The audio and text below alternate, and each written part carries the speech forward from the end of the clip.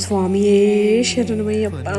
ధీరన్ స్వామి, రఘుస్వామి మాల వేసుకొని ఈ రోజుకి 41 days కంప్లీట్ అయింది. మండలం దీక్ష సక్సెస్ఫుల్గా కంప్లీట్ చేశారు. ధీరన్ స్వామి గురించి టెన్షన్ అనిపించింది, బట్ ఎంత ఫాస్ట్గా అయిపోయినాయి డేస్, అసలు ఇలా టక్కున అయిపోయినట్లు అనిపిస్తుంది.